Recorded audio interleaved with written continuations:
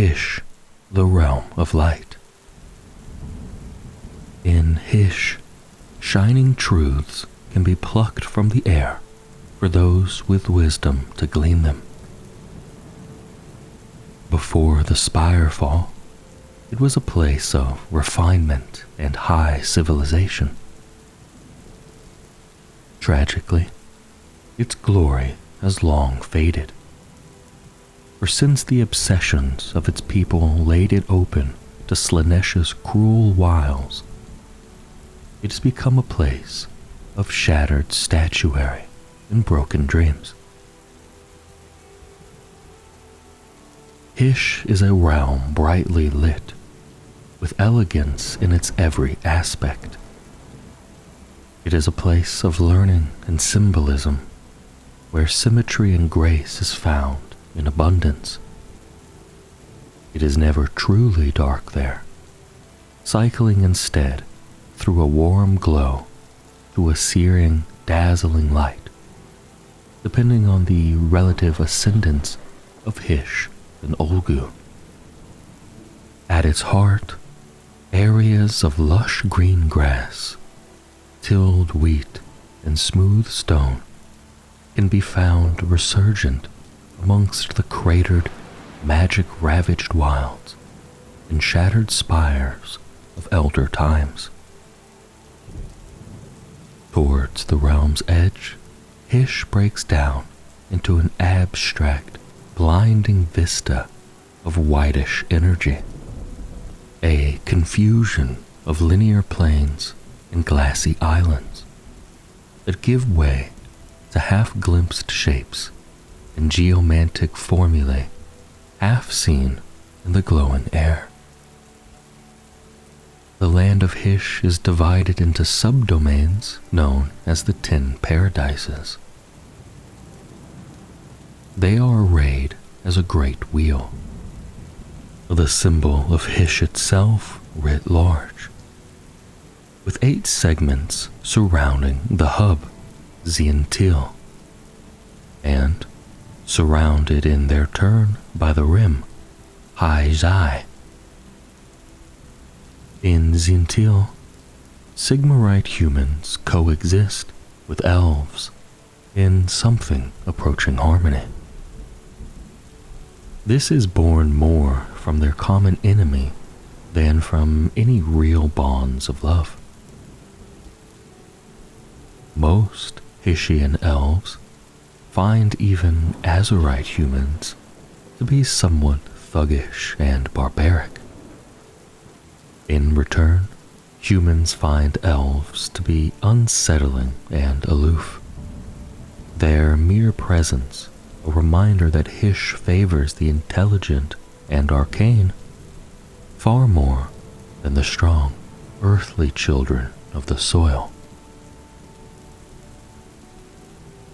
Even the solutions they choose to heal or reclaim Hysh's wilds are often at odds with one another. Where humans prefer to solve their problems with industry, hard slog, and long campaigns of warfare, elves prefer to use fearsome displays of magic that scour the lands. The elves of Hysh will burn giant runes of salvation into places that their human neighbors have given entire generations to conquer, claiming any collateral damage as well within the bounds of acceptable losses. When the dark powers threaten their alliance, however, the two races fight side by side with a devastating efficacy. The shining crusades of Settlers' Gain, whose humble name belies its capital status, are famously effective.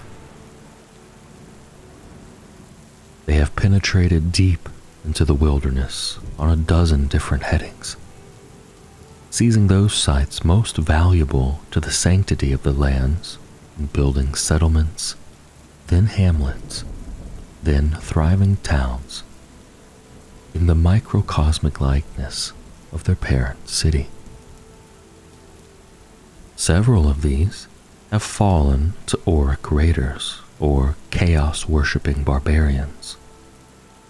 For the eyes of the Lumineth cannot be everywhere at once, especially with their recent Shyashian campaign against Nagash bleeding back into a mountain-shattering confrontation in Ymetrica.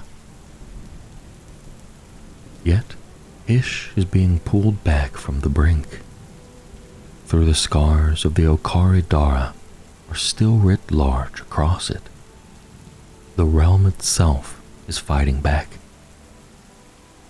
taking the form of Elementor spirits to fight alongside Lumineth and human alike.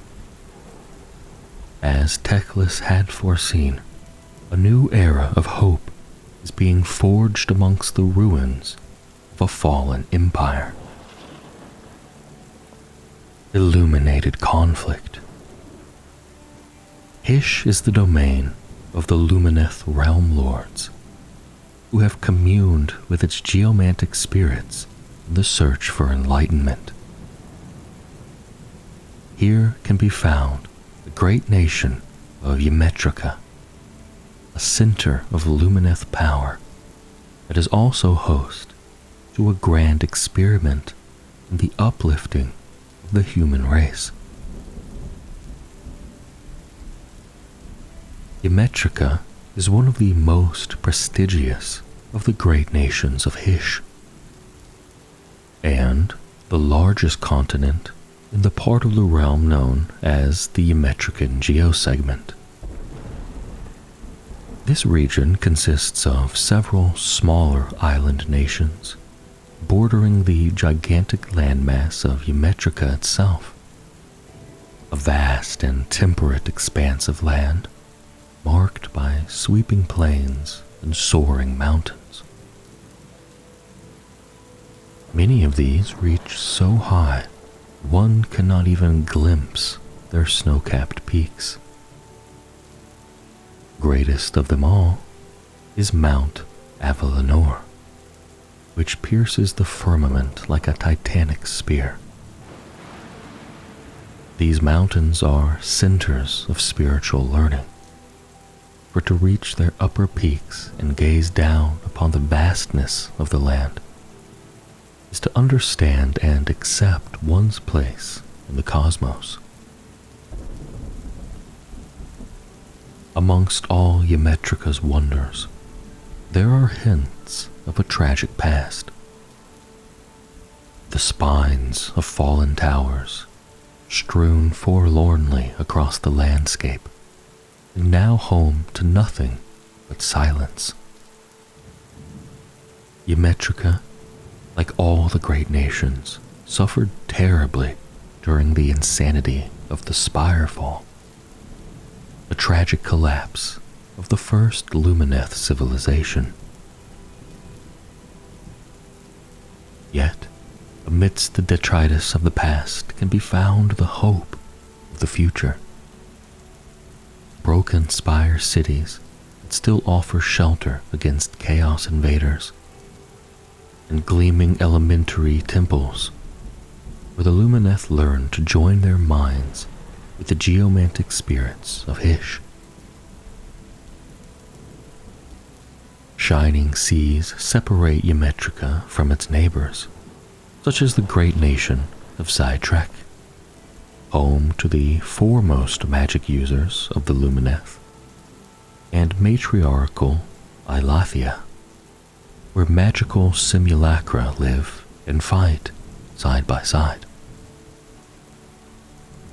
Towards the realm's edge, beyond a sea of liquid luminescence, lies Azyr, where not even the Lumineth can live, for the light there burns bright enough to melt the eyes. Hysh may appear at first glance to be a pristine realm, but the corruption of chaos thrives here just as it does in any other realm. The legacy of the Okari Dara casts a long shadow, And in that darkness lurks all manner of horrors. Slanesh worshipping reavers, in particular, are drawn to Ymetrica and the other great nations. For in its wind-blown wilds, they can taste the musk of their lost deity. The Dark Prince is ever the most terrible nemesis of the elf kind, and during the Spirefall, his demons delighted in casting down the proud civilizations of Hysh in an orgy of destruction and debauchery. The Greenskins have never entirely been cleansed from the lands, and ransacking hordes of iron jaws and cruel boys are a constant menace. These threats must be contained, even as the Lumineth realm lords march forth into distant realms, taming the lands with magic and might. A defensive compact with the human worshippers of the God King, then, was as obvious a tactic as it was mutually beneficial. Yet the Lumineth's decision to allow Azyrite colonists to pour through realm gates into their domain was not entirely altruistic. Near the center of Hysh can be found the great nation of Zintil, where Sigmar-worshipping humans have settled with Teclis and Tyrion's permission. It is famous for its deserts of fine white sand that stretch from the very center of the continent to the shores of the Girdle Sea, a narrow, circular body of water that separates Zintil from the other great nations of Hysh. Elven ingenuity has watered these arid regions with complex irrigation systems powered by solar stones, in order to render it more hospitable for those humans that arrive through the Arch of Men with increasing regularity. The inherent magic of the Hyshian realm is duller in Zintil, and it is home to fewer geomantic spirits, for these primordial beings prefer the sustenance of the realm's edge. In other words, it is well suited to humanity, who, as far as the Lumineth are concerned, would only sully the more pristine regions of Hysh with their crudeness and greed. Few humans are allowed to visit the other great nations and look upon their glory, but in other aspects they are treated as honored allies, their settlements raised according to the expert advice of elven architects, and subsequently granted writs of trade with their Lumineth neighbors. Zintil is light on raw resources such as Hyshian marble and flexwood, and the Lumineth of Zytrek and Elathia gladly offer surpluses of such materials in exchange for the humans' continued defense of their inner borders. For their part, the colonists of Zintil, seeking to ape the Lumineth in their eternal quest for spiritual harmony, seek less enlightened souls from distant lands to act as laborers and warriors in their armies, while they go about more important business of self-perfection. In exchange for their sponsorship, the Lumineth occupy positions of high authority in Settlers' Gain, the preeminent human settlement in Hysh, and a vision of the future that the Lumineth envisage for their allies With the guidance of the Lumineth, it is hoped that humans can learn to reach beyond their meager intellect and simple passions in order to become something greater. Never will they achieve the mastery of body and mind inherent to the Realm Lords, of course. But they can surely be trained to be more incisive tools in the fight against chaos.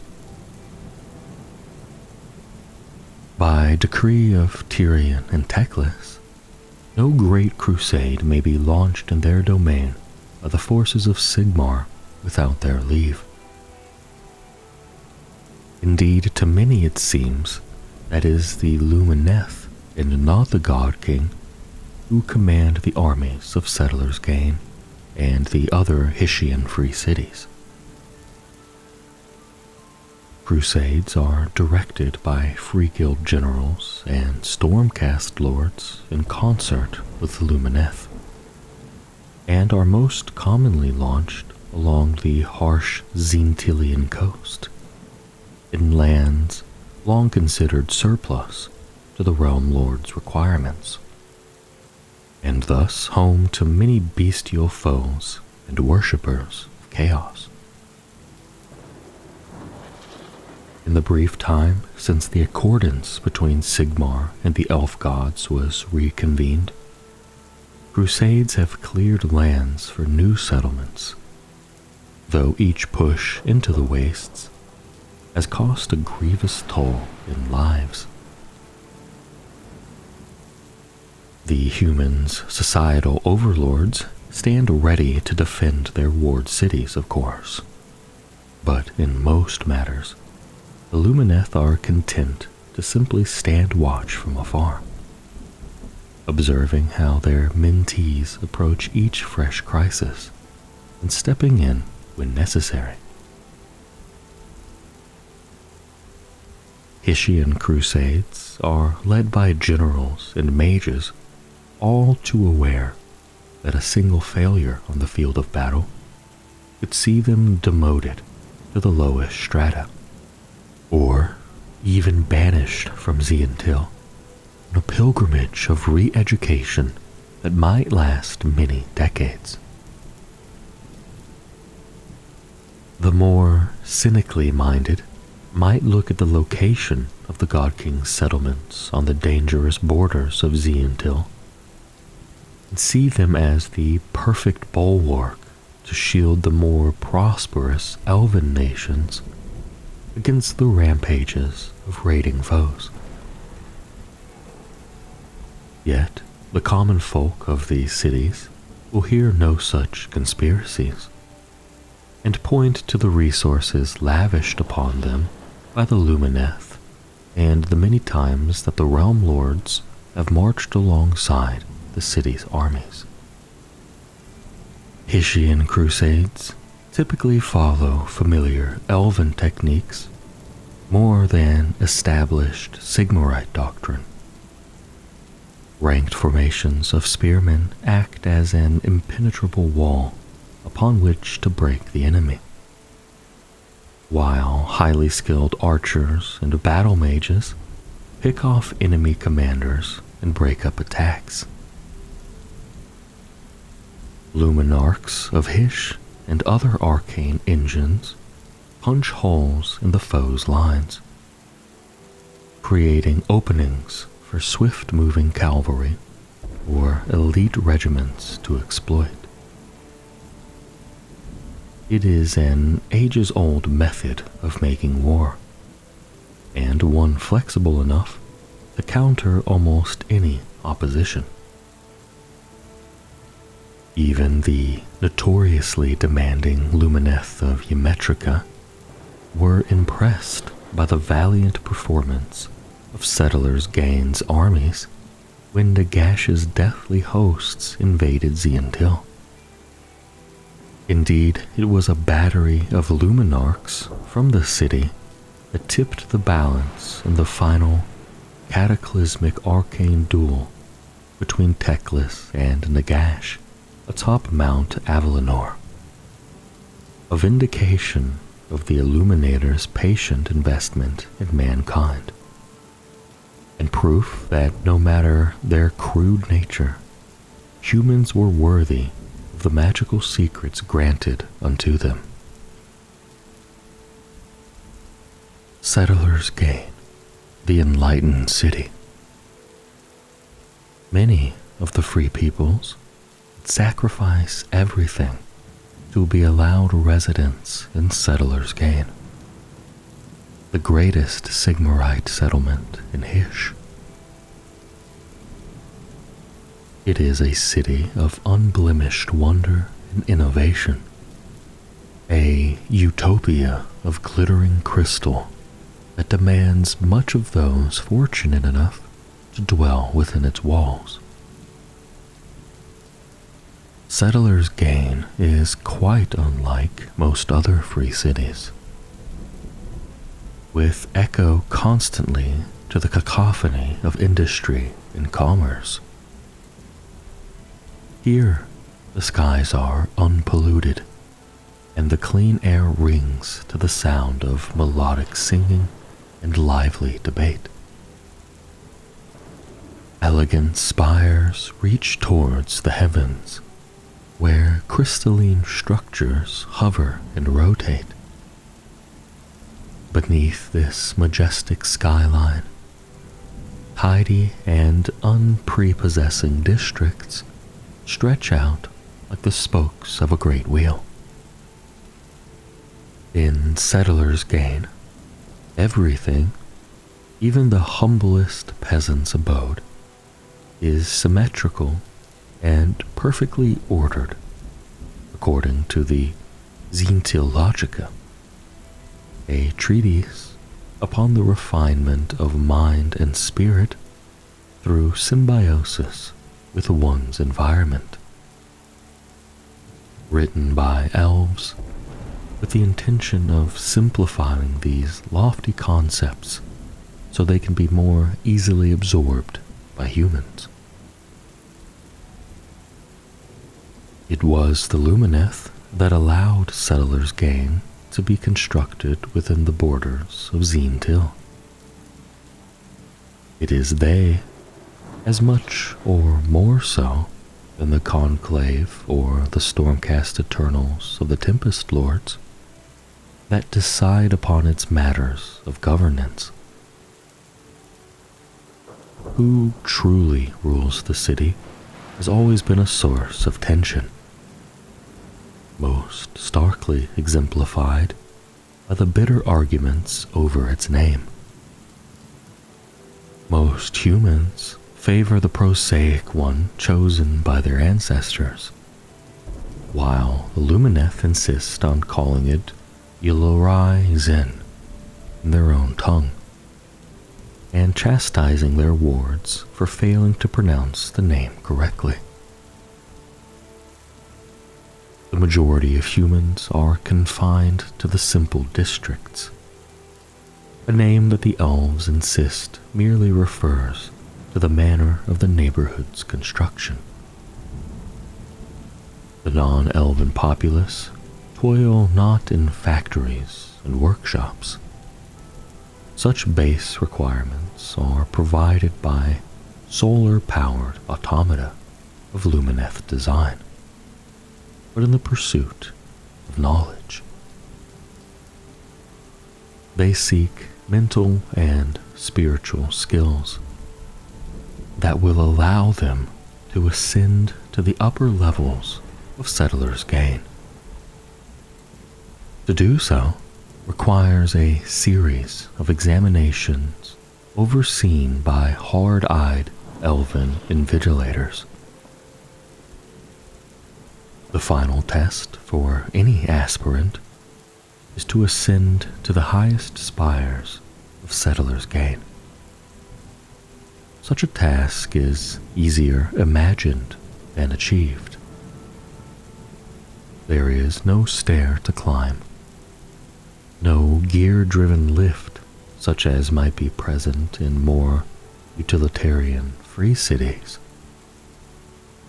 Instead, the distance must be covered using arcane methods, One might attempt to master the art of levitation, use sorcery to turn their limbs to those of an avian beast, or perhaps join their mind with that of an opterid, one of the insectoid creatures that traveled the high thermals. Many are killed in the process, for the treacherous zephyrs of the upper levels seem to have a life of their own. Those who complete the journey are welcomed not quite as equals by their elven luminaries, but as promising students to be inducted into the next level of enlightenment. The Lumineth call these few select mortals the uplifted, and reward them with yet more challenges. In fact, it soon becomes clear that there will be no end to the tests, for even if a human were to live for decades beyond their allotted span, they would never approach the perfection desired by the Lumineth.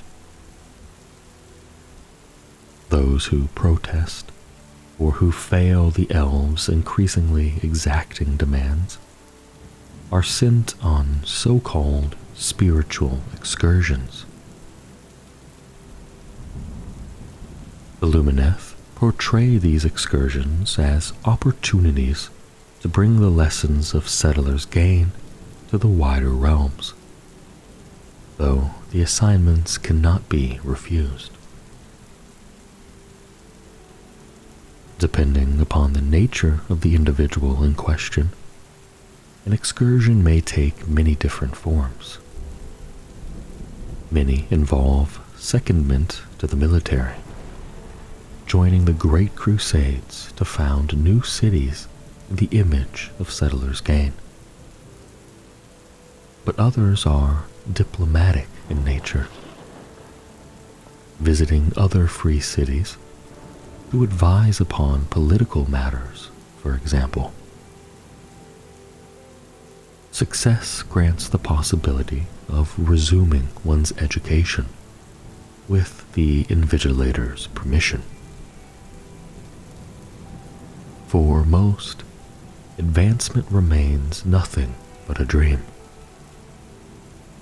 This causes great resentment amongst the city's lower classes, the earthbound, those who lack sufficient facility with arcane and spiritual matters to advance beyond their station. On 3 occasions, this simmering anger has threatened to boil over into riots.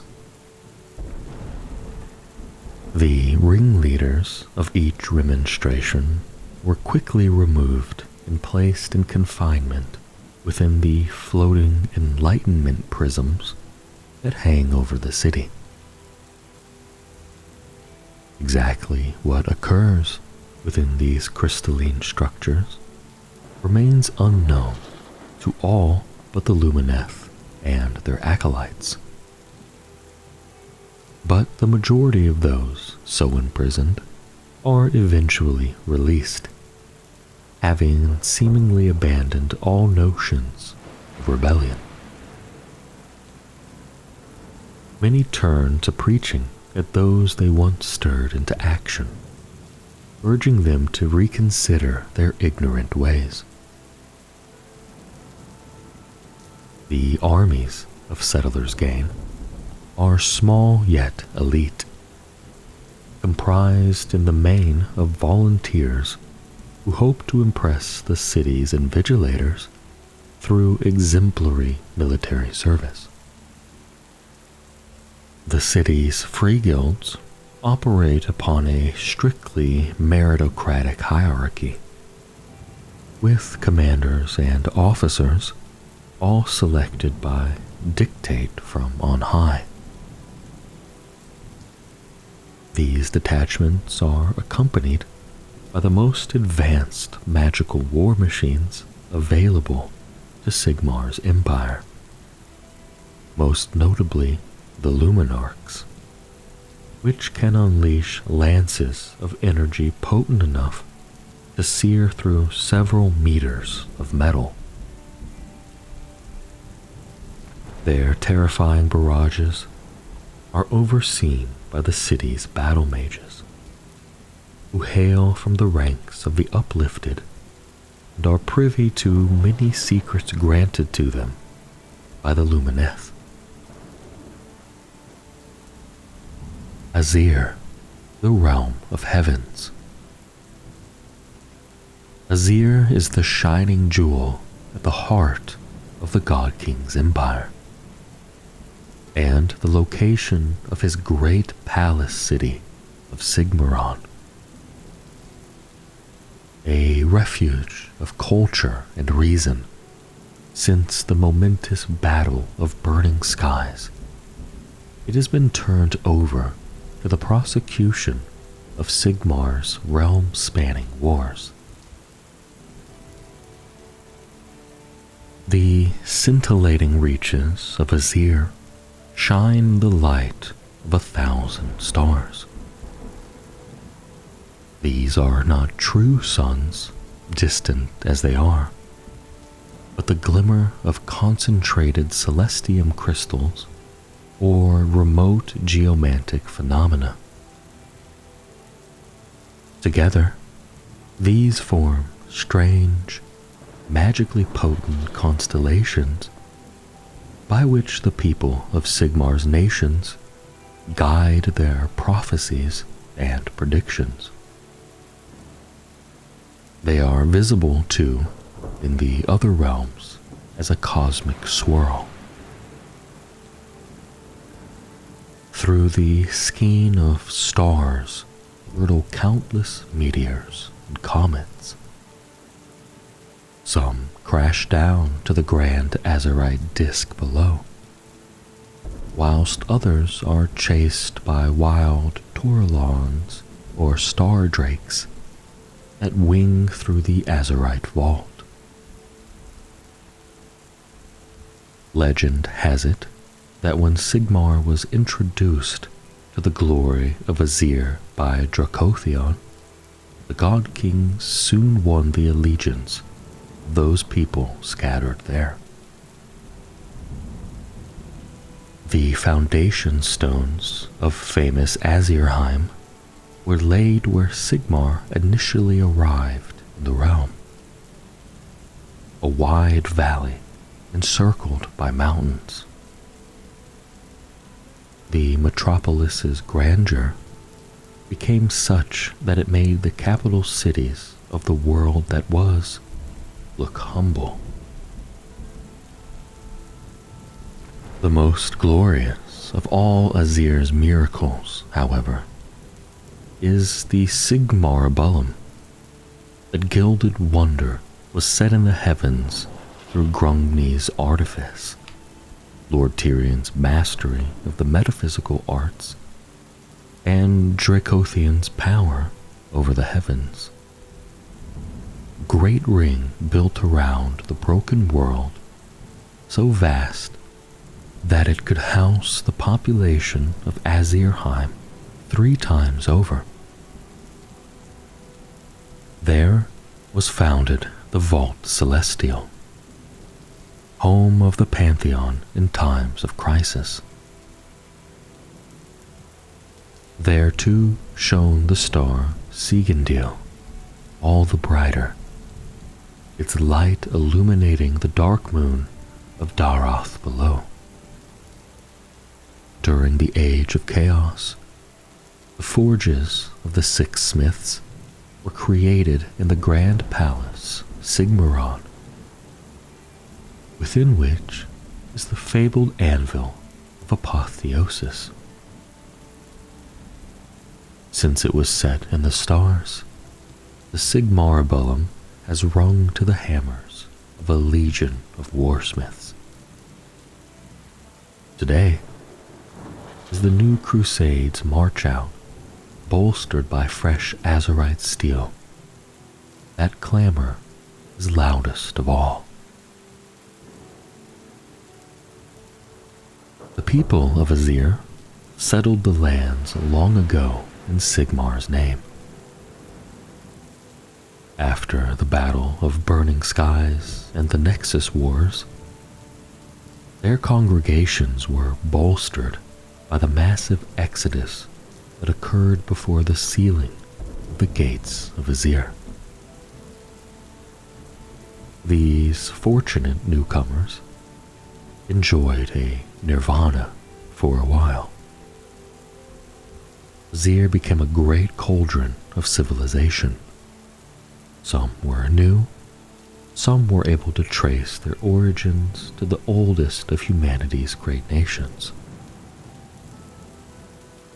There, hundreds of cultures and tribes coexisted, united by their hatred of chaos and their dreams of one day reclaiming their lost lands. Though some of these displaced peoples had been driven from their homelands, and others cast adrift on the tides of time, every one dreamed of taking their revenge upon the forces of chaos. Unfortunately, within their ranks, they brought the harrowing shadow of that which they had fought so hard. Hidden as it was, and their newfound privilege brought forth dark feelings in those who believed Azyr settled for good. When Sigmar saw that the seat of his godhood had been tainted, his wrath was great indeed. He smote all those in Azyrheim who held hatred in their hearts, burning out the black shadow of chaos once and for all. Or such was his intent. Over the course of the Age of Chaos, the war cells of Sigmar Bellum were steadily filled by the Red Forged. For here it was that the God King created his new army. The Gladiatorium, that grand gift of illusion given to Sigmar by Malarion, so his warriors could fight to the death and yet rise once more at the end of the day's battle, resounded to the sound of Stormcast Eternals perfecting their tactics and strategies. The monsters that predated upon Azyr's white-capped mountain ranges, long hunted by the God King himself and even Gorka Morka, were driven to the brink of extinction by the Stormcast Eternals that went forth to train in the arts of battle. When Sigmar's new armies returned to reclaim the domains of man, elf, and Duarden, they opened the door for Azyr's finest to join the fight, and where they found victory, raise cities in Azyrheim's image across the realms. So it is that echoes of the architecture, culture, and sensibilities of Azyr can be found in all the settlements of Sigmar's faithful, from the smallest outpost still under construction to the storm-reft prefecture of Hammerhall Aksha. Though Sigmar originally hailed from a barbarian tribe who fought, loved, and lived as they pleased, with uncounted billions of souls looking to him for salvation, he had little choice but to adopt the tactics of stringent law. In the aftermath of the Purge of Azyr, Sigmar put in place of a body of governance that would oversee the sanctity of his cities. The first council he commissioned was known as the Lords of Heavenhall. 256 elected magnates who made sure the God King's will was interpreted and carried out in every aspect of metropolitan life. This same conclave is echoed in some form in every major city across the realms. And though their reach does not extend to every frontier, for the most part, the tenets of the Sigmarite faith remain true. Similarly, the Azyrite tongue is spoken as a common language alongside the native languages of each realm and region. Almost all the lands under Sigmar's rule use some version of the Azyrite calendar. Each day has between 26 and 30 hours, that being the frequency by which Hysh and Olgu eclipse one another. And the days are grouped into a week comprising Comet's Day, Moon Day, Zenithus, Sun Wane, Stars Day, Risen Day, and Void's Day. The last day of each month is called Sigmar's Day, in reverence to the day that Sigmar's tempest broke, and is a festival day in the more affluent cities. All realms, save Giran, have either 4 or 6 seasons, divided into 12 months. Coldbane, Shiverblight, Hope's Renewal, Rainstay, High Sprite, Azyr's Gleaming, Meadow Swell, Golden Harvests, Thresh, Windskull, Darkening, and Evenswinter. This ancient order of time is known to bards as the Dance of the Spheres.